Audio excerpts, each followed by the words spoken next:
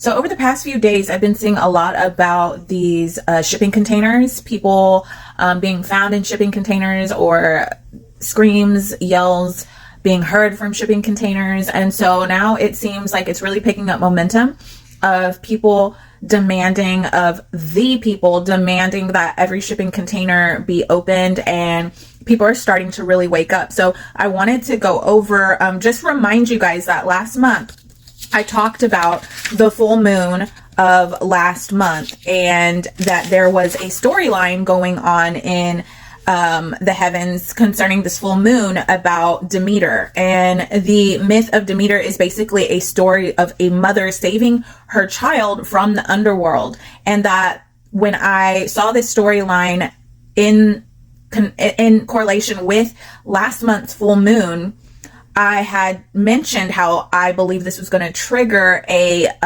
theme behind saving the children, the human trafficking, that we were going to see more come out about the human trafficking. And so just as I had said, I had mentioned, that is what is happening, and people are starting to wake up.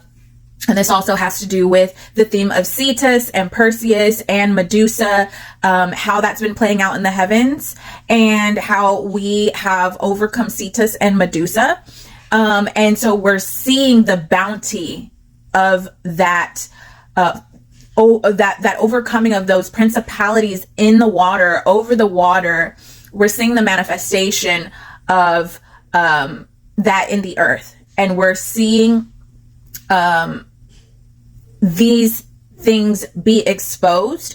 And, as they're exposed, they're not going to be able to operate like they did before. They're not going to be able to operate as easily because people are becoming aware and starting to use their voice. And I just want to mention how this also really correlates with what I just released about Pluto moving into the sign of Aquarius. Now we're technically in the, Pluto is in Capricorn. So Pluto, the underworld, is in Capricorn, which Capricorn energy is more about like celebrities, the powers that be.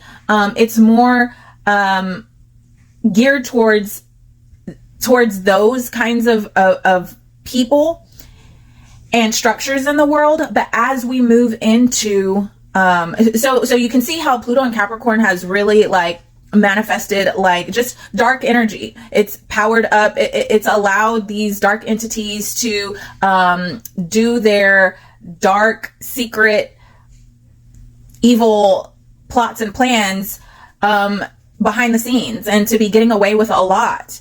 But now Pluto is moving into Aquarius, which is about humanity as a whole. It's about the rights of the people, the rights and concerns of slaves, of slavery. And so it's bringing back the power to the people and to humanity. And I feel like we're totally seeing that shift take place right before our very eyes.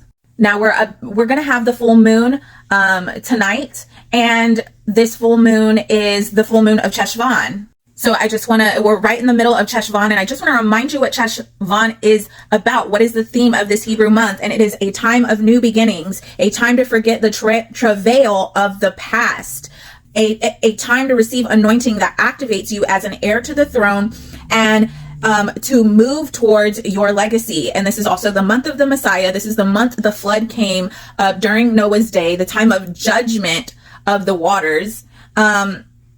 And I feel like we're so in tune, or I feel like I'm so in tune with this. I feel like humanity is moving in correlation with God's times and seasons, his Hebrew months, the heavenly bodies and the governing bodies and their influences.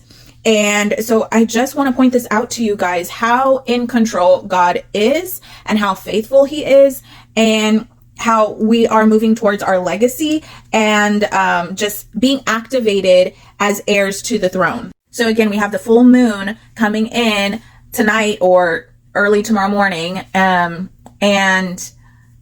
then we're going to be moving into Pluto in Aquarius, which is going to trigger a new era. And that happens on the 19th of this month. And Pluto is going to remain there till 2043. And so we're going to continue to see things move in favor of humanity, of the people, of liberation, of exposure, of darkness, and the bringing down of certain structures that have been in place, but will no longer be sustainable moving forward, or will have to revamp themselves and recreate themselves in order to really make it in this new era that we're coming into, which is the time of the Aquarius, the Aquarians, which is I'm so excited about. But yeah, just wanted to just give y'all a little update to keep y'all excited and keep y'all in remembrance of what this month is about. Okay, and I feel like humanity is on a healing journey as a whole. Okay, so this month being a time to forget the travail of the past, that's what we're moving forward in, individually and collectively. And with that, it's also uncovering things that have been hidden, things that have been going on, and we are going to be able to really have the veil taken off of the eyes of humanity so that true healing can take place and we can move forward into something better. But, you know, of course, the enemy always, you know, is going to be trying his best to operate. So I'm not saying that everything's going to be kumbaya at all times in every aspect of life. It's not. We have an enemy until Christ returns.